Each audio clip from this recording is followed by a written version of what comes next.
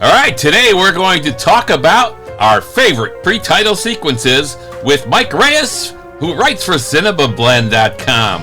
Welcome to the show, Mike. Oh, it's just wonderful to be back here, Dan and Tom, from the spymovienavigator.com. Yeah! Let's get that Brandon in there. we appreciate you being with us. So this is Dan. And Tom. Of spymovienavigator.com on our show, Cracking the Code of Spy Movies. All right, this is a hard thing to do. Pick out our favorite pre-title episodes from the Bond movies. Now, everybody's all over the map on this stuff, but you wrote an article in 2020 for cinemablend.com entitled 11 Most Memorable James Bond Pre-Title Openings. So we want to talk to you about that. We want to talk to you about whether any of yours matches ours. Which is always the fun part of these sorts of chats. Yeah, and where we go from there, because it's fun. All right, so in preparing for this, you sent us some of your ideas. From the 11, you narrowed it down to about 8, except you got Quantum of Solace on here now that you didn't have in the original 11. So we want to talk about all of that. We'll go through each of the pre-titles as you have them, and then we'll throw in a couple of things that we think, Mike should be in there maybe. I don't know. Ooh. Do I sense challenges coming? I wonder. Well, the funny thing about these lists like this, my favorite movie, my favorite Bond movies, or my favorite whatever, is if you ask me a month from now, my list would probably be different. Yeah, that's true. Yeah. So, well, it's just the beauty of fandom. You get so familiarized with the content and so familiarized with the movies that every now and then things change. I mean, how do you think On Her Majesty's Secret Service became such a late bloomer? Yeah, that's true.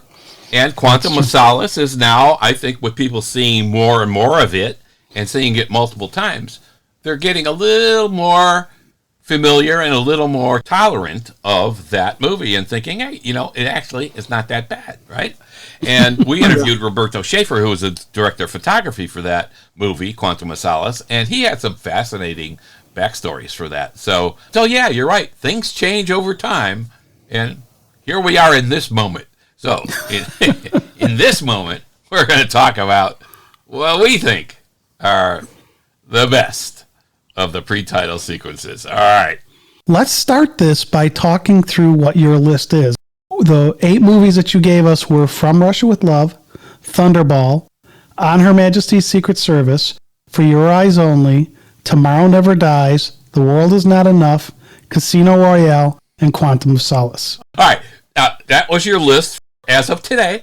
And before we start that, I just want to say that James Bond and Ian Productions has really popularized the pre-title sequences. But they weren't the first ones to do pre-title sequences. There are many movies in the past, going back to the 30s, where pre-title sequences have been done. But the Bond series definitely has popularized them in big ways. Like the Guinness Book of World Records, the second edition says that Destry Rides Again, from 1939, has the first pre-title credit. But there's a lot of different takes on all of this. But here's an interesting thing we found also is that there's a movie from 1934, Crime Without Passion. And there was an opening sequence. It wasn't a pre-title because they were showing some titles and actors over this. But it shows a gun being fired and blood dripping to the floor. Okay, all right. That sounds a little familiar. And I went and looked at it, and it's like, the gun is facing us, boom, and then you see blood hitting the floor. So, anyway, it was pretty cool. Which Bond did with everything except for Casino Royale. Yeah. Right. And, of course, No Time to Die. And because there was no blood with No Time to Die. Yeah, that's the one I'm thinking. Yeah, it was No Time to Die. That should have warned us right there. That pre-title, they told us everything we needed to know. We could have shut the damn thing off. Okay, so you're talking like another episode. So you're saying that it told us everything we know. So let's go back to the first one in the Bond movies, which is From Russia with Love. And when you sent us your list, you said these are my favorite and / notable pre-title sequences. And so some of these may be maybe not your favorite, but they're they're very notable. And in the Bond series, this From Russia with Love pre-title sequence is notable because it's the first one. So why did you have that on your list? So I remember watching From Russia with Love for the first time. I think it was my dad's VHSs. Because once GoldenEye had come out, started playing the game, it's like, you know what? I do finally want to watch these movies. Because my first two experiences with Bond were very brief. I mentioned them on another episode. You can go back and listen to that. But one of them was sitting in a theater with GoldenEye. And the first scene I see from GoldenEye is Joe Don Baker's ass tattoo. And it's like, okay, if I had seen it from the opening, from the pre-credit sequence, I would have probably been hooked. But starting with that, it's like, So, come on, what's wrong with his butt? I am not body shaming Joe Don Baker at all. The man will always be walking tall for us. Yeah. But it's such a non sequitur moment that it's like, yeah. It's one of those weird situations where, you know, the eternal question of if aliens landed on Earth, what's the first thing you show them to work concept? That's not it. That's not it.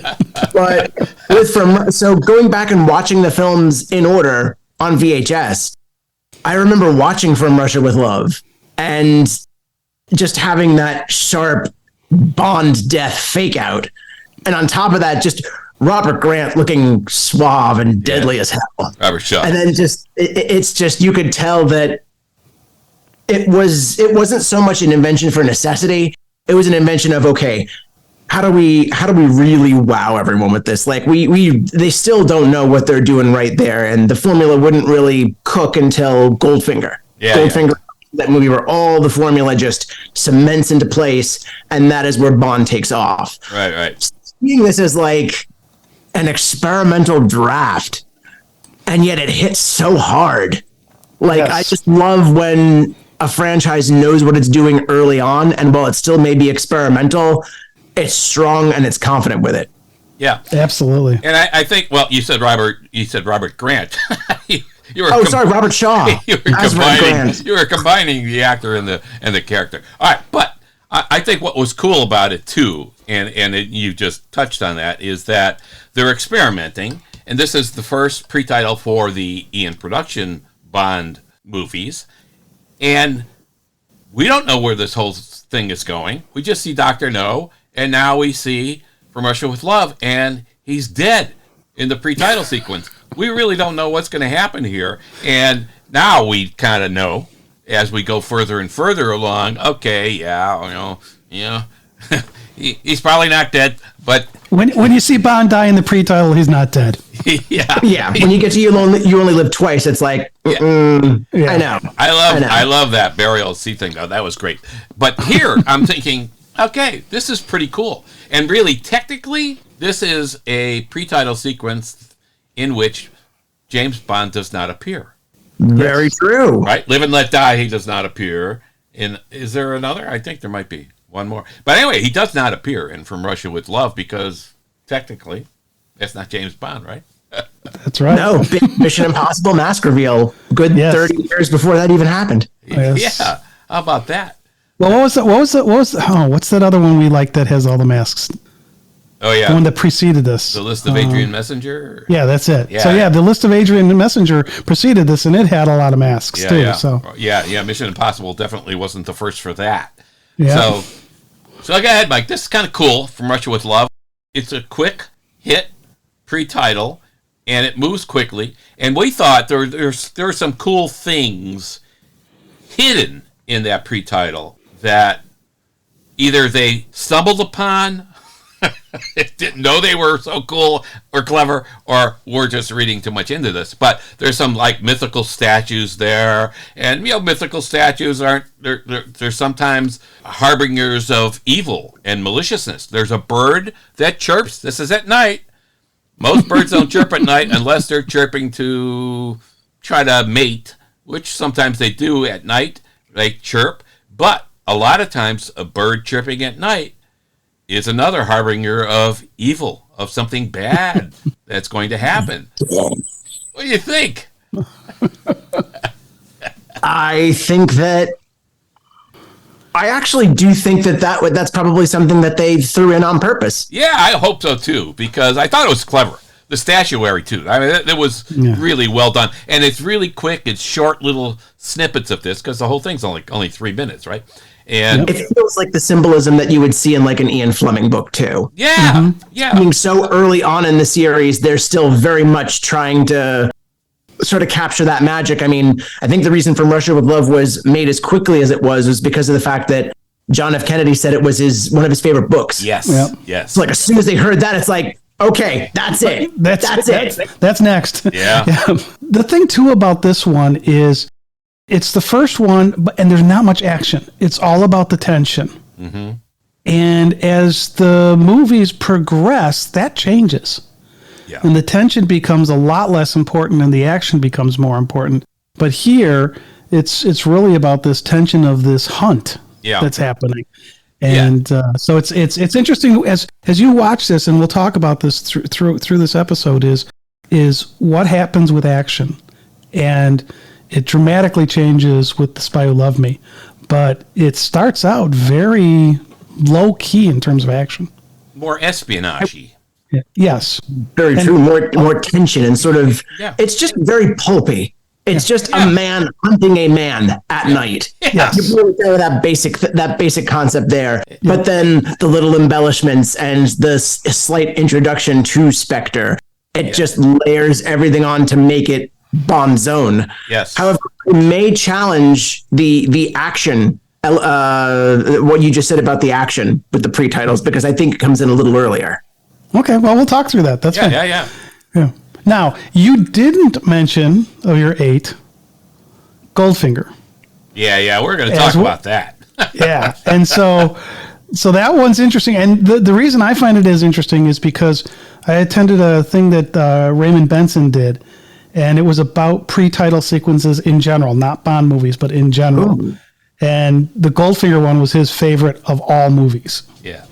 Now, this was before No Time to Die, but this was his favorite pre-title sequence was the Goldfinger pre-title. Yeah. In part because he just thought it was goofy enough that it worked. Yeah, I actually liked it too. And so we don't have that on your list here, Mike. So we're going to talk to you about that. And I honestly do not dislike any of the opening sequences. And The Spy Who Loved Me is not on your list. And that, I think, a lot of people consider, maybe not Raymond Benson, but a lot of people consider that to be the best pre-title sequence of any Bond movie. I think that was in his presentation, that one there. Yeah. Okay, so great one. Let's move off of Goldfinger and move into your next one, which is Thunderball. So this one is 1.5 times in length what we had in From Russia with Love. So it's a little bit longer, but not terribly long at 4.5 minutes. Yeah. And so why don't you talk to us about why that one hit your list? So Thunderball sticks out to me as a movie that an opening that has what I like to call F you and die energy. And that the reason I call it that is because way back when Star Wars Episode 3 was coming out, a friend of mine sends me a link, and it's a leaked like 2-second clip of footage from, I think it was the first trailer, and it was labeled F you and die.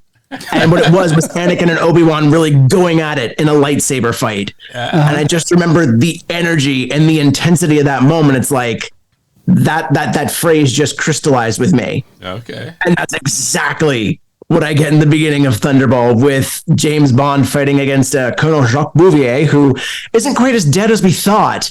And then you've got James Bond beating up on what looks like, a poor widow, honoring her husband's passing. Yes. And then it just turns into a knockdown, drag out fight. And you've got John Barry's reprise of the Bond theme with wailing horn. If there's anything I love from this series, it is a good wailing horn track. Yes. I had noted on the Tomorrow Never Dies episode with you, gents. Yes. And just that.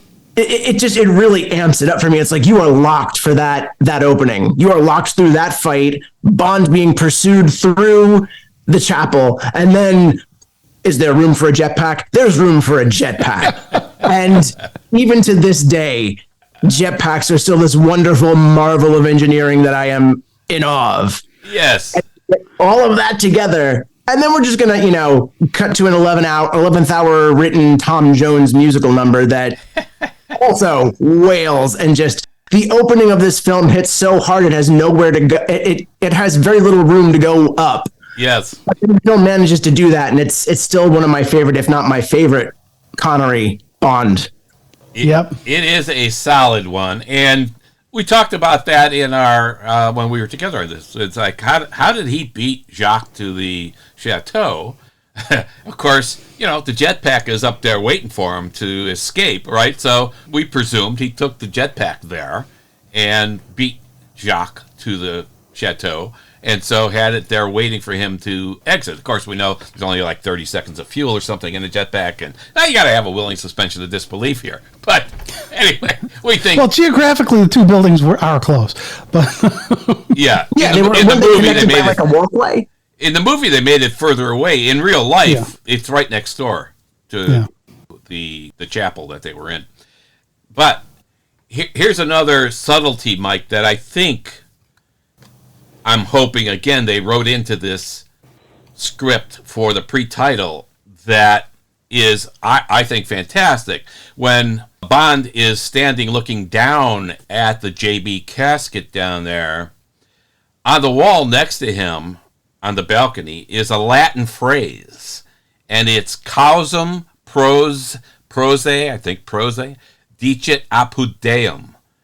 And I thought, why are they including that? Because there was inscriptions all over around the chapel. It's a real chapel, and they really have this. So why are they showing these words? So I asked a cousin of mine who knows Latin, and he says it means he recites or pleads his cause before God. Okay, he recites or pleads. He's pleading his cause or his case before God. So I'm thinking, okay, this makes a lot of sense. If you look at the he being Jacques Bouvard, who at the moment we think is dead, he could be pleading his case before God right now. Hey, God, yeah, I'm an assassin and all this, but hey, I did my job. Don't hold that against me. Or if it's really a general message and it includes Bond too, he might be pleading his case before God. Hey, God, I'm pleading my case before you now because I'm going to do my best to kill Bouvard. So I thought the inclusion of this, if it was intentional, is brilliant. If it was accidental, it's still brilliant. A stroke of fortune. But that's a hell of a pleading, I'll tell you that much. Yeah. On both ends. Yeah. But I loved it. So there's another little one. I'm hoping that they actually intentionally threw that in. But now I want to talk about this jetpack thing for a second, because that is what really latched me into this movie, because I used to commute from the suburbs into the city of Chicago, and it would take anywhere from 40 minutes to 2 hours, right, depending on traffic. And after watching that movie, every time I'm stuck in traffic, I'm going like, why don't I have a jetpack like Bond? Why don't we all have them to be able to get rid of this craziness of this commute? That would be nice. That would be the problem, though, because imagine all these people having jetpacks, and considering how well they drive, just imagine people like that with a jetpack. No, I want a jetpack. I don't care about anybody else. So just you. That's okay. That's me. There you okay. Go. That's better. The whole pre-title on Thunderball, you're right, Mike. I mean, it is a very solid one. We like it a lot. There are some things in there like you wonder, like the water cannons and stuff. It's like, yeah, okay, like Tom asked before, it's like, where are you keeping all that water in an Aston Martin? I mean, where are you going to store that and make this a sporty car to get away with? Well, you see, he turned the trunk into an ice machine, so that way he can have cold drinks, and then the melted ice feeds into a reservoir and then automatically pumps out. I like that. But he put secondary cooling. But he put the jetpack in the boot. So yeah, later because all the water. You got to open it. He doesn't have a spare tire in there. He traded comfort for practicality. He's got bulletproof tires. Probably he doesn't need another spare. What are you gonna do with spare?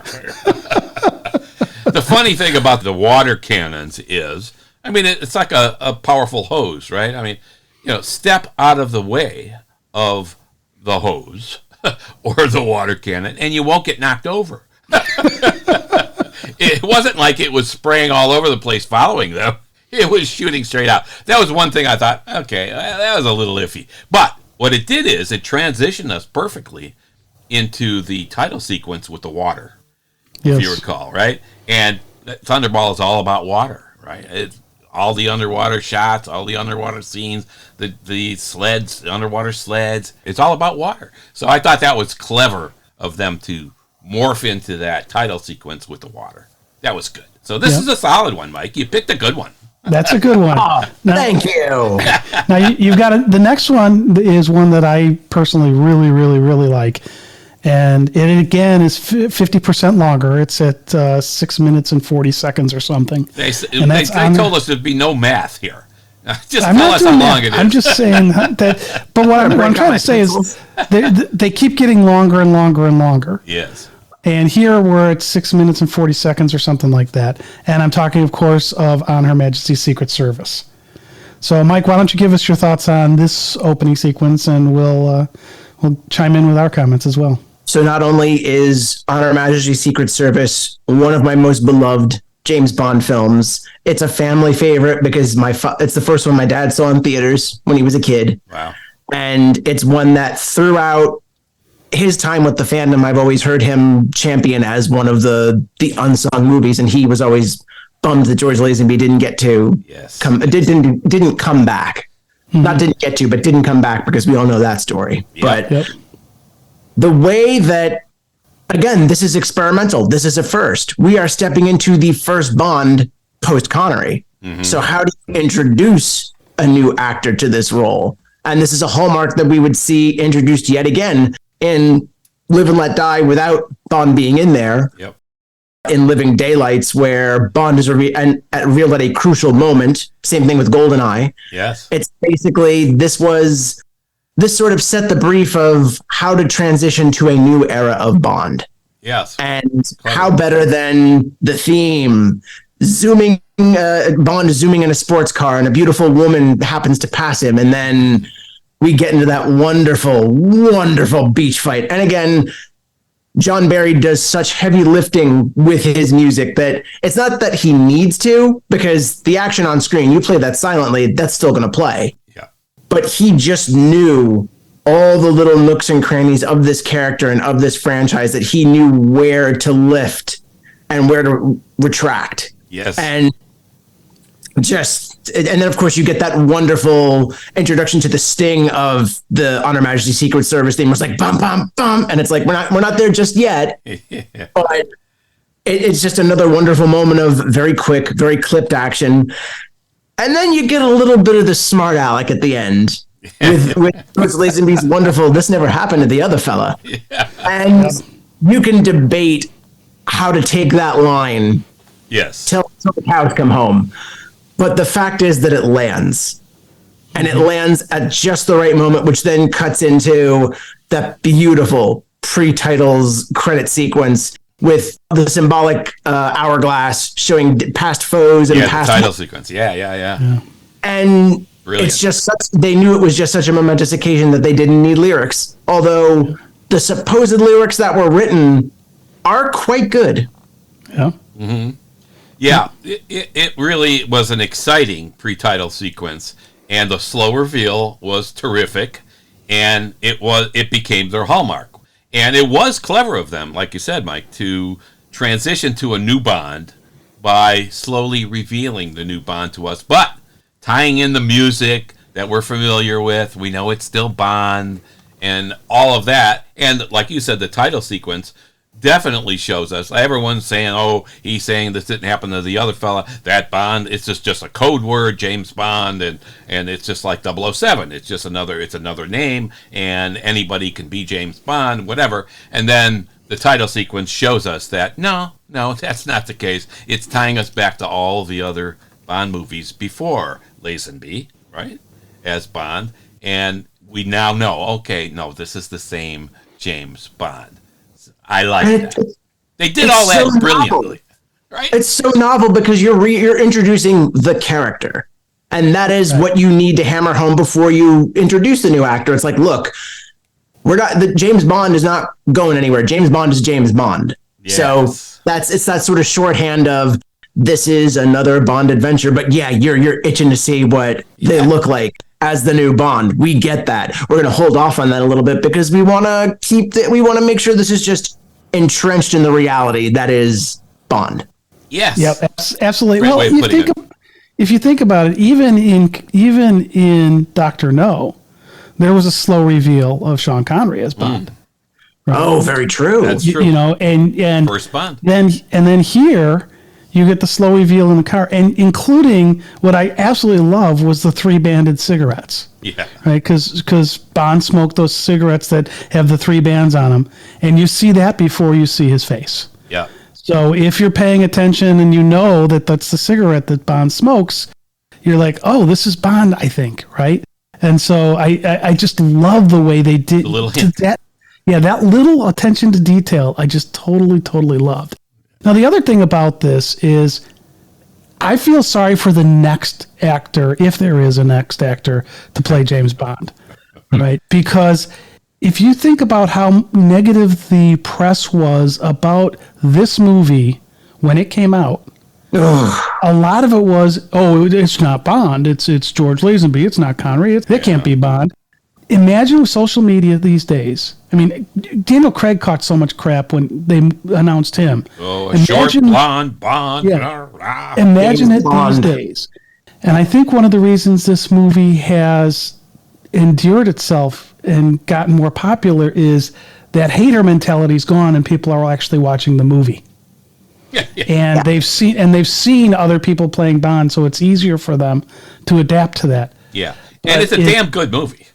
It is a. I mean, it just got screwed at the beginning because so many people were like, "Oh, this isn't Connery. This sucks." It's probably one of the best Ian Fleming novels. Really, it's so well written, and they stuck very close to the novel in this movie. So it's a fabulous one. It's one of my top favorite movies, and I like Lazenby.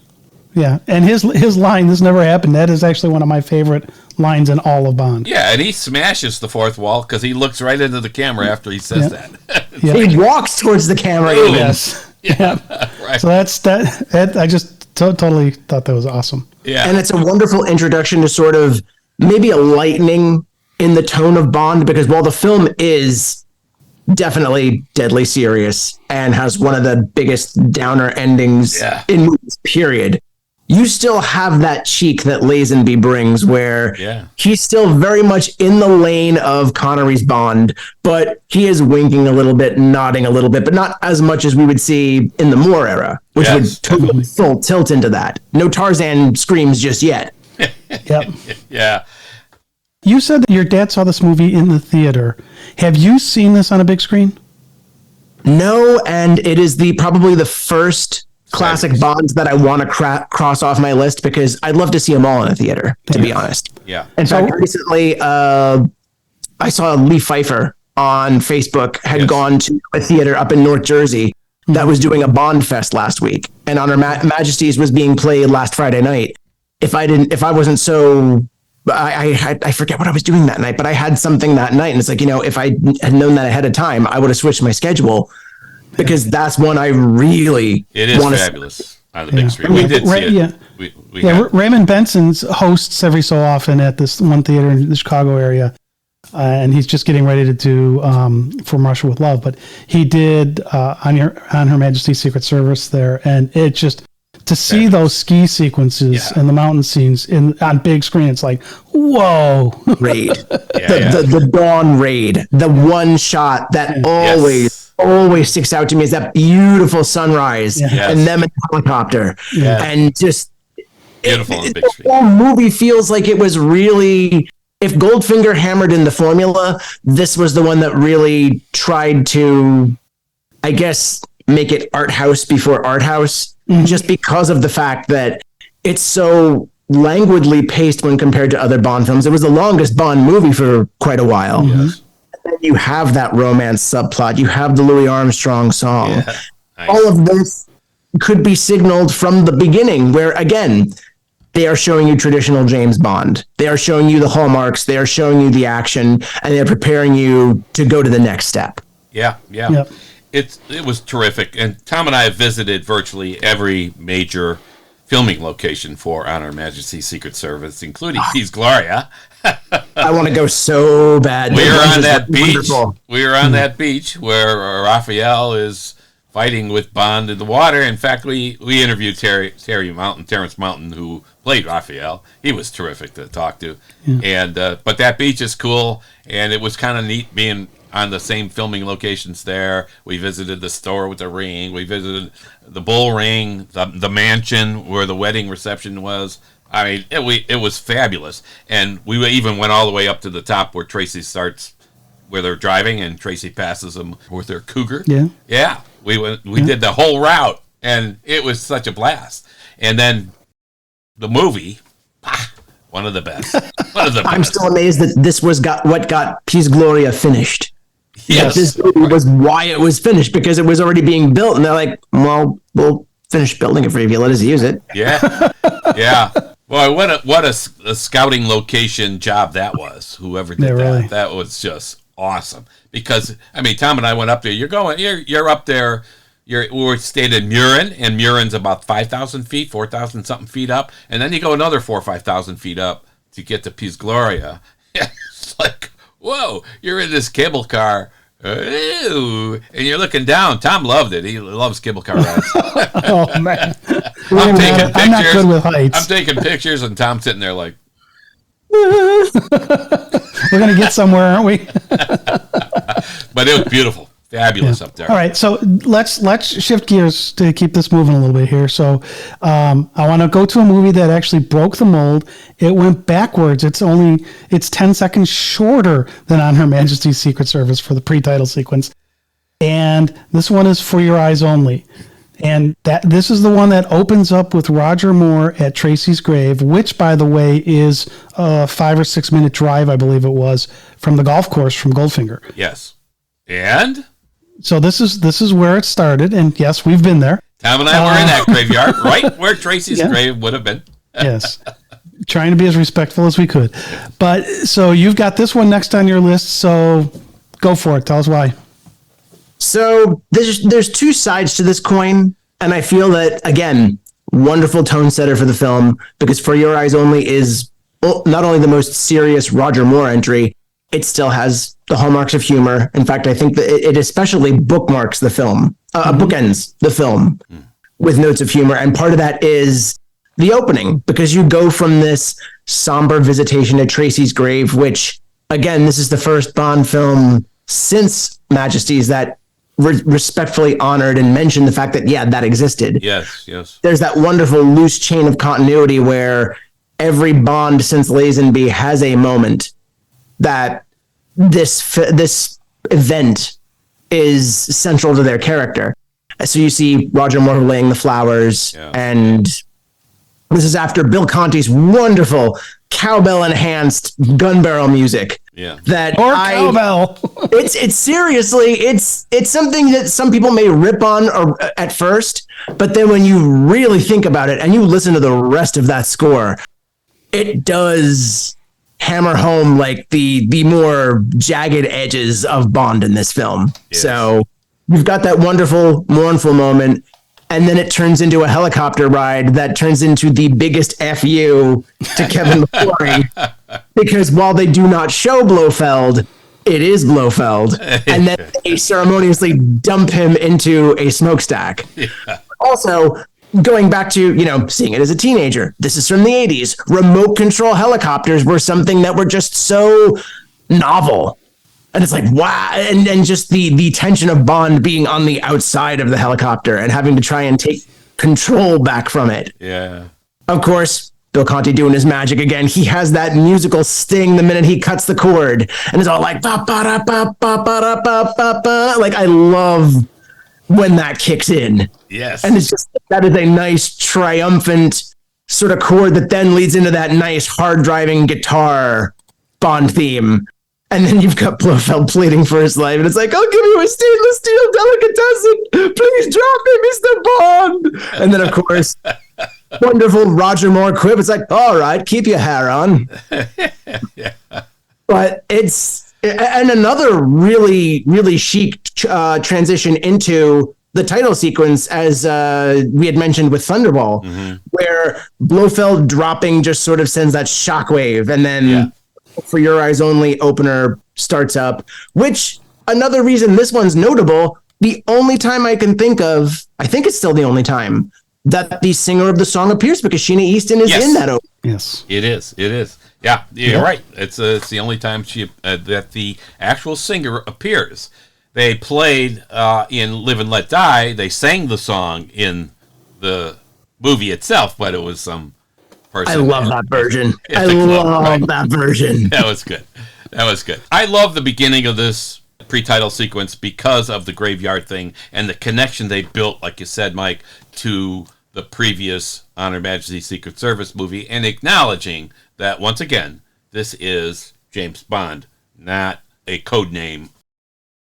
I love that part. The helicopter landing, we saw that field as well. Tom and I were there as well. And you see that it's right next to it, and it literally is right where they said it was. I love the priest making the sign of the cross as he's taking off. It's like, now you're thinking, well, what does he know?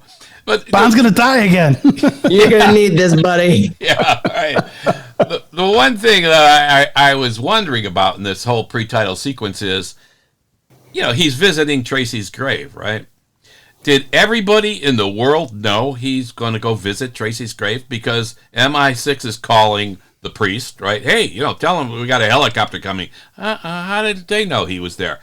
Blofeld, the fake Blofeld, is sending a helicopter and it's going to take over the helicopter that's going to get Bond, knowing that, he must be visiting Tracy's grave. That was the only thing I thought. I was like, okay, that's a little weird. But I love that part of the pre-title. The Blofeld stuff and the delicatessen and stainless steel and all that. I think, okay, it's a little iffy, but, okay. Yeah, see, to me, that whole Blofeld thing, they kill him off there, right? And did they think they never were going to be able to get him back? And then they spend all that money and all that time to get him back, and they kill him off in 2 episodes. It's like, what the hell are you doing? They killed everybody off. I mean, No Time to Die really was the wrong name for that movie, because it was a time for everybody to die, really. No, time to die. Yeah. So this punctuation, folks. I like that, Mike. No, time to die. All right, so we've been through 4 of the 8, and let's talk a little bit about the action fantastical part as it grows on this, because this one's after that wonderful ski sequence and ski jump in The Spy Who Loved Me. Mm-hmm. So you had mentioned that you thought that the action, and I kind of think, when I said the action early on, I was kind of thinking more fantastical action, the Fair. But in terms of what did I miss there? No, I was thinking in terms of Thunderball, where it was like but that's the more brawling action. To your point, the more fantastical action, yes, Spy Who Loved Me, definitely. I mean, even if you look at something as cheeky as The Man with the Golden Gun opening, that was still in a fun house. That was still very contained. Yeah. Yes, I would say that. I would agree with you that when it comes to the really fantastic, all of it was hitting with Spy Who Loved Me, right to Mark Hamillish's Bond 77. Yes, yeah. Oh, The Man with the Golden Gun is the other one where Bond does not appear in the pre-title, right? I mean, technically, he's a statue there, right?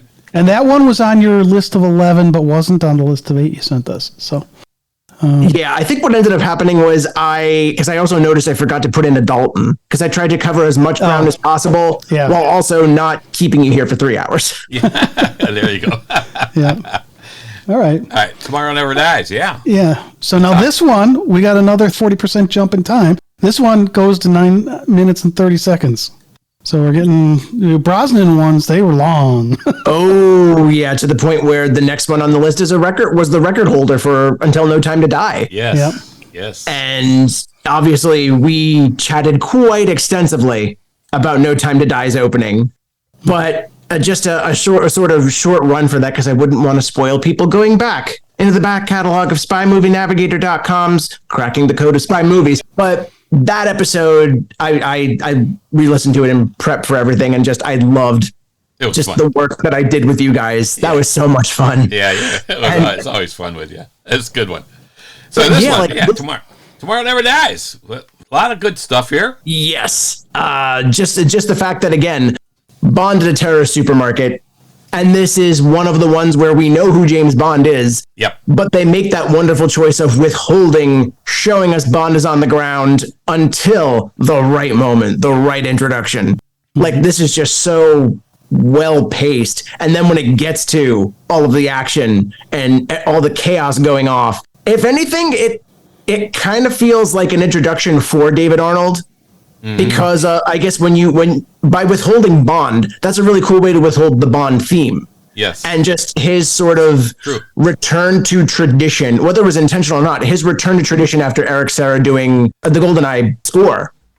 It's a wonderful sort of, it reinforces Bond is back. This is Bond. This is the Bond you love. And we're moving forward in terms of scope and in terms of stories, but it's still a Bond movie. Yeah, the action was terrific. And it really, the pace, I think you mentioned that too. The pace of it was very good. Well done. I mean, you're just anticipating the next 5 seconds. You're just waiting and waiting and waiting. One of the things I really loved about it is how they interacted with each other, and they had the chess piece code, right? That I thought was pretty cool. The higher the rank, the higher the value of the chess piece, and they worked that out. Like the terrorists were pawns, Bond was the white knight, the HMS Chester, the ship they was going to fire the missile, that was a bishop, and HQ was a rook, which, again, going up, and the admiral, of course, the king. I thought that was very clever, and again, hidden in there. They're not calling it out, really. I mean, they're mentioning the names enough. But when you think about it, it's like, yeah, that was very clever writing and very clever way of introducing the value of the chess pieces and the ranking of these people who were jockeying for position, really, between them and the military. There was a little battle there going on, So that's kind of cool. Yeah, now for me, this one kind of was a fantastical callback to From Russia with Love in terms of the tension, right? Because to me, this was all about the tension of, can he get out of there? If you think about, Goldfinger, there's not really any tension in that one. Here, there's a lot of tension and a lot of action, lots of explosions. These things are getting a lot more expensive to make, these pre-titles. Yeah, even when you think he escaped, he's got a backseat driver. So, Yes. Exactly. And that's another fantastic element of it. It's like where you would have thought it would have ended as soon as he flies out of those flames and he's in the plane and the theme stings up. It's like, okay, that's the beginning of the movie. Yeah. But then, oh, wait. And then even the movie just sort of stops. It's like, and he's like, ah. And it's like, oh no. Brosnan pain face, guys garroting him. We're in for a little more trouble. And that's just a wonderful unpredictability that throws you off, and you just keep watching. It's like you would almost get out of your seat if you wanted to. It's like, what? Yeah. A little surprise there. That was good. Absolutely. Well done. Although I thought the guy had the garrote around his wrist, and that when Bond pressed the ejector seat, it probably would have taken Bond's head off with him. Oh yeah. If he's still locked on there, that's action figure time. Anyway, but it was a great pre-title. We can't kill Bond off in another pre-title, Dan. No. How many? We should count. We should go over all that sometime. Ooh, all the deaths and how we reacted, and some of the nuances around that. All right. So that was cool. It was cool. Yep. All right. So let's get down to what for a long time was the granddaddy of all pre-titles, and that's The World Is Not Enough, clocking in at about 14 minutes. Yeah. And so this is on your list, so tell us why it's on your list. So in those early fandom days, I would sometimes get up early to get the bus for school, and then I would get up early enough that I could watch part of a movie. I'm not necessarily going to watch a whole movie, but in the VHS days, I would throw in a tape, watch as much as I could, get the bus, continue the movie the next morning or whatever. But then when DVD came around, It's so easy to just jump to a certain moment you want to watch or a certain action sequence. Yeah. So that was candy for me. That was what helped Tomorrow Never Dies cement itself in my head. Okay. And then when The World Is Not Enough came out, that's what also helped that burrow into my mind, because it was so easy to just flip in the disc, go through the really cool interactive menus that they used to have, and then just jump into it. And the opening to The World Is Not Enough was something that, again, it is one of those meshings of action and story where it's paced to the point where you would almost think that they were skipping the credits and you just were in the movie proper, especially when you're in the bank. Yeah. Oh, 14 minutes in, you're like, okay, they must be skipping them. Yeah, it's like you rarely ever see a movie. You rarely ever saw a movie where it took that long to get to the credits and the title, right. And then that would go even further with other movies like 127 Hours, where it was like I think a half an hour before the title comes up, or like 20-something minutes. But going back to World Is Not Enough, you go through that wonderful bank chase, and again, you wouldn't be foolish to think that okay, that's the opening. We're gonna cut to the theme, and cool, that could have worked. But then you're really laying the groundwork for the story because you introduce Sir Robert King, stolen reports, catchy conversion factor that may not, the numbers still may not add up to this day. They still don't. Exactly. And then the boat, the explosion, it just kicks off into that beautiful, just at that point, it's like you're pot committed. The moment he zooms out of MI6 in that stealth boat, what a great shot. Yeah. And it's not finished. And then you've got Damon Arnold not only revisiting the Bond theme, but he revisits his little flourish that he liked to throw, that he threw in with Tomorrow Never Dies, and then was used so heavily in the campaign, the marketing afterwards, where it's like da-da-da-dun, da-da-da-da-dun, da-da-da-dun, da-da-da-dun. Like that whole sting like the Brosnan sting leads up to the wonderful ba-dum, ba-dum, and he's soaring through the air in that boat. Yeah. And then it takes off from that point, does not let up. And then we see Bond injured. And to a certain extent, he's failed a mission. Some purposes. Sir Robert King's dead. Julieta is blown up with the balloon. He doesn't know who he's supposed to be chasing, and he breaks his arm. Yeah. And it sets all of these, he sets him on such a backward foot for jumping into what he's supposed to do. And it still presents itself throughout, especially when Renard talks about, shouldering the responsibility. It's important. Like in other Bond movies, you might be able to skip the pre-credits, and it's like, cool, okay, I still know what's going on. And if you saw it beforehand, it's like, okay, cool, they alluded to it. But this was important. Yes. Because we're actually seeing the consequences of that failure, revisiting him through the film.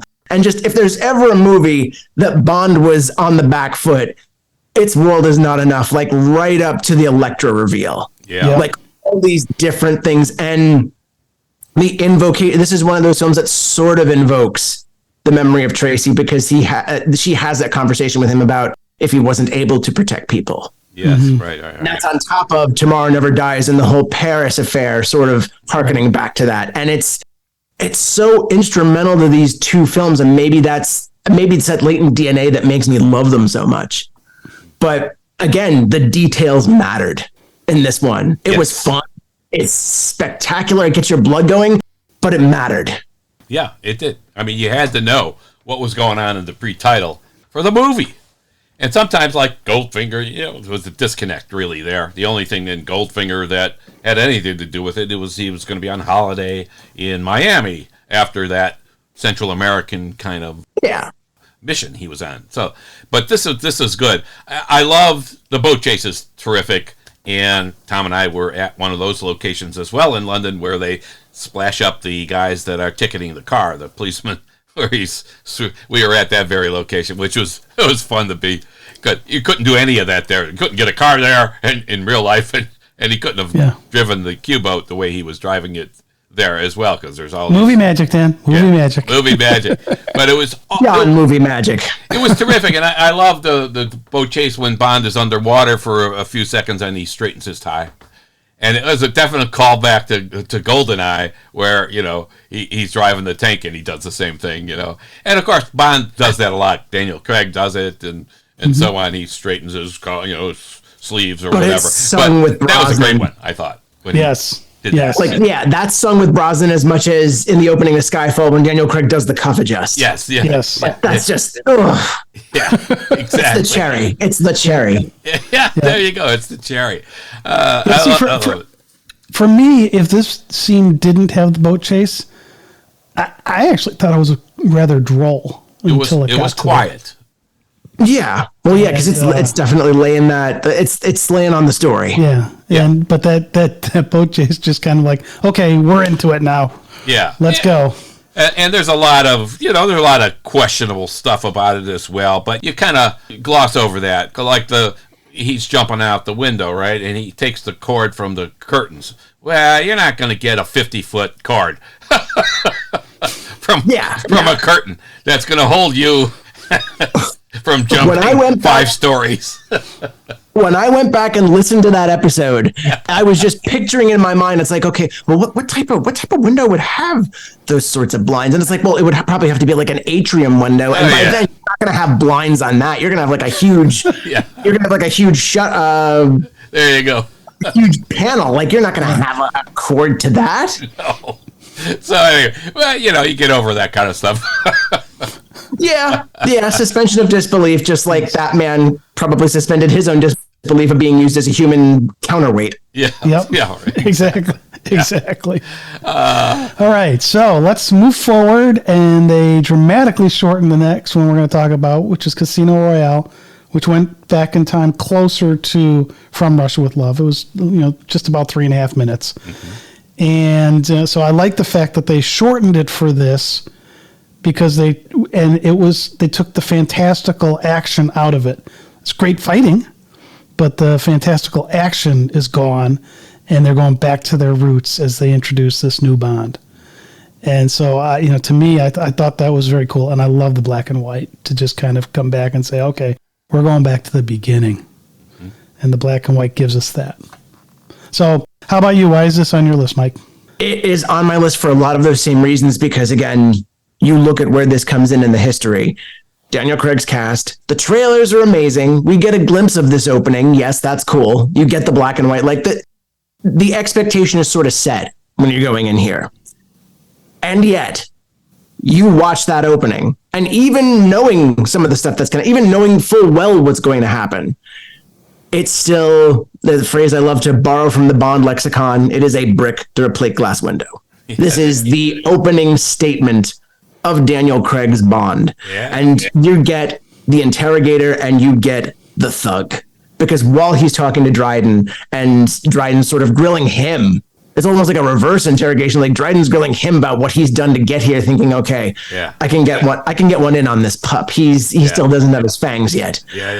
Him beating the hell out of that man in the restroom, which I guess that's sort of where I'm trying to think of which director it was. I think it was Doug Liman who's like, Bond totally ripped us off after we did Identity. That would have been Liman. That was my comment that I wrote for this, is that I don't like the shaky cam stuff, but boy, did that have this came out it was the next Bond movie after Bourne Identity. 6 years later. And it would totally ripped off, if you will, the cinematography aspects in that. But opening. At the same time, it does make it its own. And especially with the black and white, and then when it gets really grainy, when you go back to that bathroom. Yes. And then the shock and surprise when the gun barrel is unveiled to be what it is. That is still one of my favorite moments of Bond history, because it's just gunshot, blood, and then you get this intro to You Know My Name. Yes. That wonderful, just the introductory hook to that tune. And all of us, like, this was probably one of the most, if not the most confident James Bond opening. And again, it's introducing us to a new actor, and it doesn't withhold the actor, it withholds the tradition. And so that way, when it happens, the first gun barrel for Daniel Craig, it's just super effective. And then you're treated to that rich, lush, artistic pre-credit sequence that it's another thing. It's like they're starving you for color with this black and white. It's a great choice. Oh yeah. Sort of the title sequence. The title sequence. Oh yeah, and a fantastic hallmark to sort of because it's like Bond has always been noir. Bond has always been pulp. Yeah. So it's a wonderful tone setting. But then when they let you have the color, when they let you have the gun barrel, forget it. Yeah. It's like you're in good hands. And Martin Campbell, yet again, introducing a new Bond, introducing a new tone to the series. The man, it was just, I would love, if they said today that Martin Campbell was doing Bond 26, I wouldn't bat an eye. Yeah. That's what interested him. Like, you should definitely, I don't know if you have gotten him on your show. You should definitely. Love to have him. You should definitely, because the way the man talks about the series, he mentioned that he was off after GoldenEye. He was offered pretty much every other James Bond film after that. And he's like, I don't want to do that because I don't just want to do a man in a control room, like trying to rule the world. Yeah. Like he wants to do something with purpose and with verve.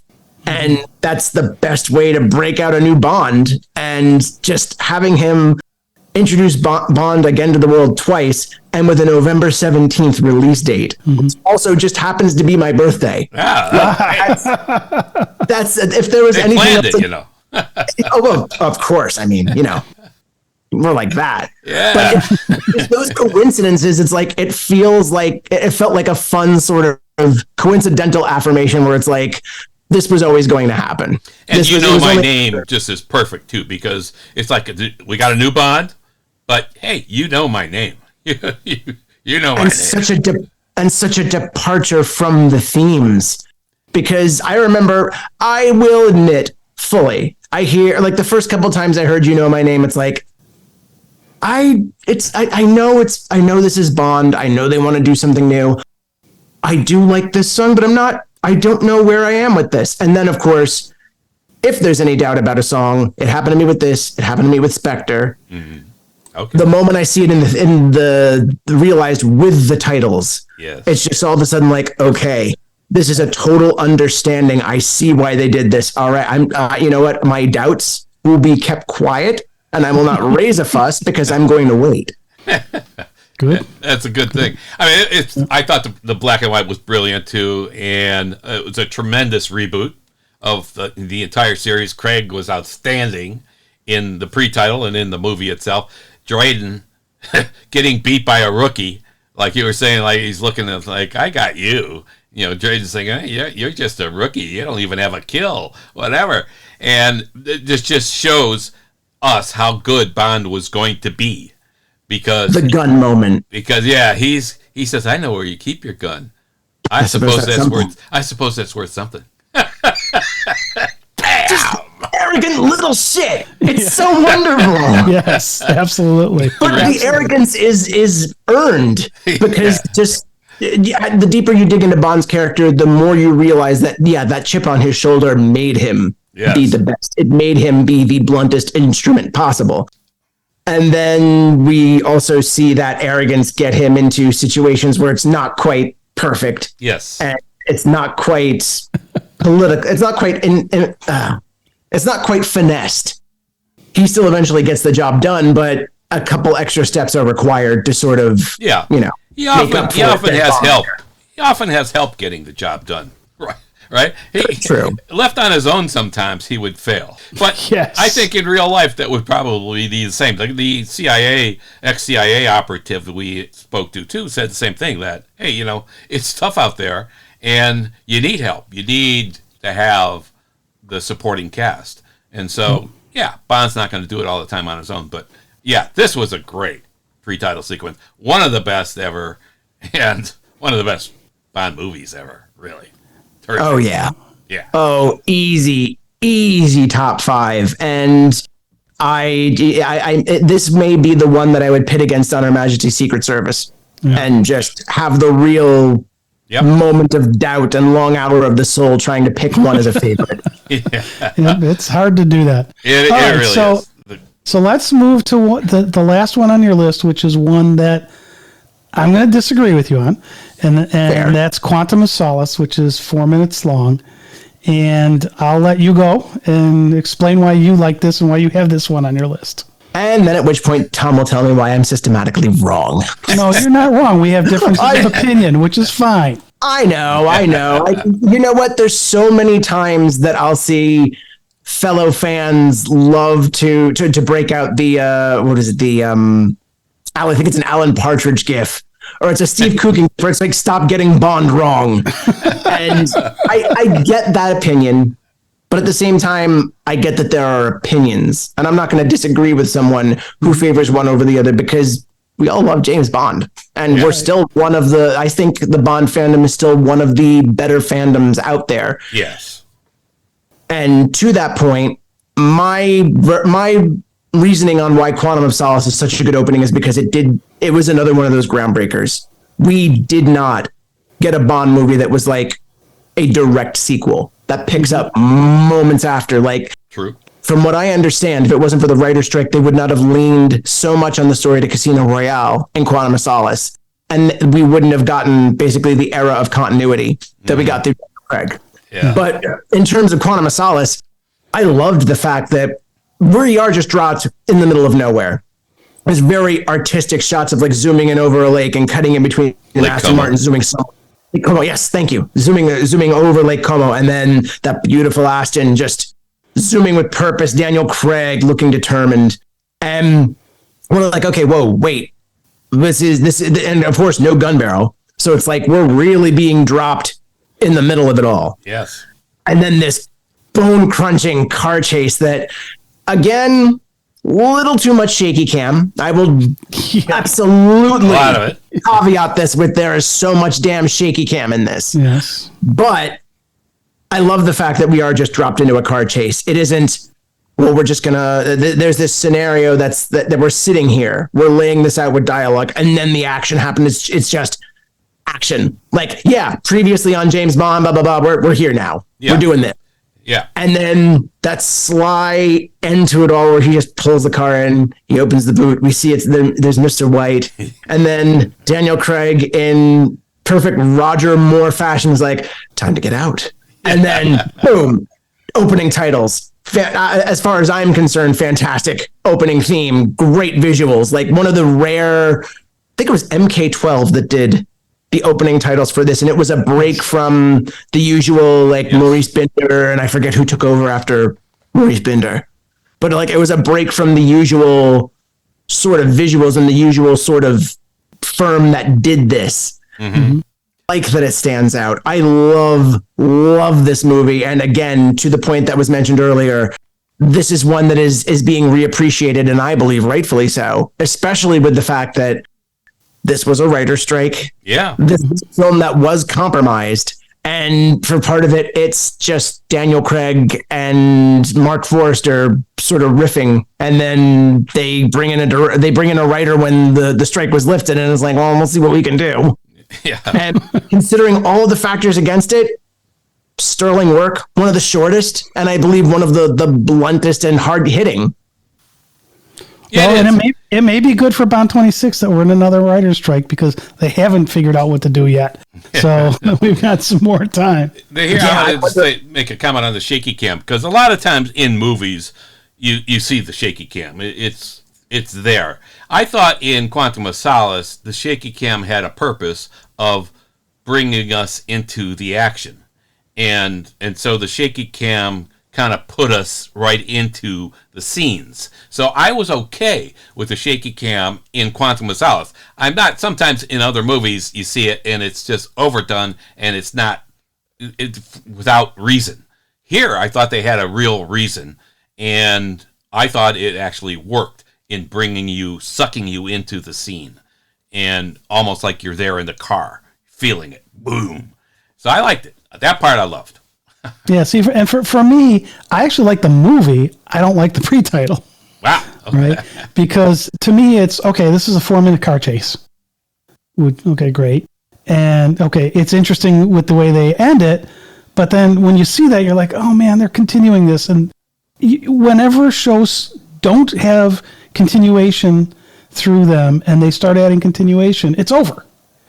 It's like when on a sitcom, what do we do with this couple? They get married, show's over. Or they have a baby, show's over. Here, oh, well, we can't be original. We got to continue back with what we started in Casino Royale. And so instantly it hits you with that. So you got this, I mean, it was a good car sequence for 4 minutes that just ended with a, what the, bleep.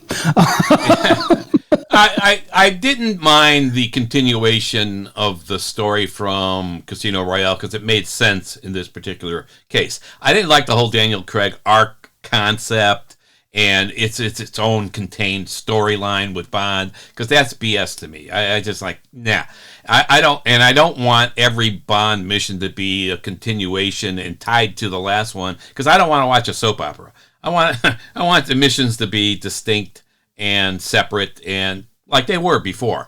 But this one I thought was okay to continue the story. And in general, I wouldn't like that. I wouldn't want that to continue that way. And I didn't like this little bunch of Daniel Craig arc thing. I love the Daniel Craig arc. And I like that they experimented with it through that arc. Do I want that to necessarily continue? No, I wouldn't. I mean, if they found an interesting way to do it, if they really wanted to compartmentalize this next era in that way again, okay, because from what all the indications are reading, it looks like they want to get back into the Roger Moore model of long-term, like they made a long-term Eon made a long-term agreement with Warner Brothers for Bond 27 on for international distribution. And they're obviously looking for a young probably mid-30s actor to take over. So they're making moves to potentially meet, if not break, the Roger Moore record of, I believe it was 7 films that he made. Yes, right. Yeah. Mm-hmm. Well, they've got to get him out more frequently than every 5 years. Yeah, or else the 30-something-year-old will be in his 70s. Yeah. yeah. Like I'm like I said, I love the Daniel Craig era, but I wish that it would have moved faster. I wish that Bloodstone could have somehow been better integrated because that's technically a lost James Bond movie. Just as Everything or Nothing for Pierce Brosnan was the video game that was the lost James Bond movie. Mm-hmm. And you had Willem Dafoe as a villain in there. Mm-hmm. And it's like these wonderful stories that, okay, well, technically you could say Craig had 6 stories. But yeah, the wait between Spectre and No Time to Die was killer, and the wait between Skyfall and Spectre was a bit of a killer too. Yes, yes, definitely. Okay, so we've gone through the 8 that you sent us of your favorite / notable pre-title sequences. In your article in 2020, you also included Diamonds Are Forever, The Man with the Golden Gun, Skyfall, and The Living Daylights as other ones. So that's something else to address. But I like the fact that we asked you, we wanted to do this. Give us your top ones you want to talk about. Boom, you had your list. You knew what it was. That's awesome. Yeah. I mean, like I said, I didn't want to keep you here for 3 hours. But those other openings still are very notable and very interesting in their own ways. Like Diamonds Are Forever, obviously, it's that middle ground of we'll pretend what happened before it happened, but at the same time we want to distance ourselves a little bit. Yeah. And then Skyfall is that wonderful introduction of Moneypenny, introduction of yes, M being as ruthless as possible. And then forgetting to mention Living Daylights, I do apologize to Timothy Dalton for that because of the fact that again we're introducing Bond and it's just this fantastic like action crunching thing that it was, and then the nods to other Bond actors through the casting, which of course they stayed away from Connery because they were never going to. No. They would have never done that. I'm sure they thought for a brief second, well, could we ask Sean if he'd be okay with a lookalike? And then automatically the next second after they could hear his voice in their head, no, I say no. If you can't have the genuine article, you may as well do without. There you go. All right, The Spy Who Loved Me, though, that I think is got to be on my list. I mean, The Spy Who Loved Me pre-title sequence. That's fair. It is terrific, and it really parallels a lot with the A View to a Kill, the whole snow chase thing, and they both end with the Union Jack parachute and The Spy Who Loved Me, and the Union Jack hatch on the iceberg boat that he gets into at the end. But The Spy Who Loved Me, I thought was an awesome pre-title sequence for all the way through it, from the cabin and the photography and Rick Sylvester's jump off the 2,000-foot cliff, which the whole story behind that, the Union Jack, is just beautiful. Oh yeah, that parachute reveal is perfect. That is quintessentially Roger Moore's Bond in a nutshell. Yeah, Yep. there you go. I agree with you there. All right. Hey, that's good. We talked about 8 James Bond pre-title sequences, some of the favorites of Mike Reyes of cinemablend.com, some of our favorites, where we agreed and disagreed. Mostly we agreed, but a couple of little parts in there where we have a little difference of opinion. But that was a lot of fun, Mike. Thank you very much for joining us again today. Got to have you back again real soon, because you're always a blast to have on the show. Oh, this absolute pleasure, and thank you again for having me. Absolutely. Thanks a lot, Mike. Thanks. All right. Hey, this has been Dan And Tom. of SpyMovieNavigator.com and our show, Cracking the Code of Spy Movies. Subscribe to our show through your favorite podcast app. Thanks for listening. We really appreciate you spending time with us. Thanks.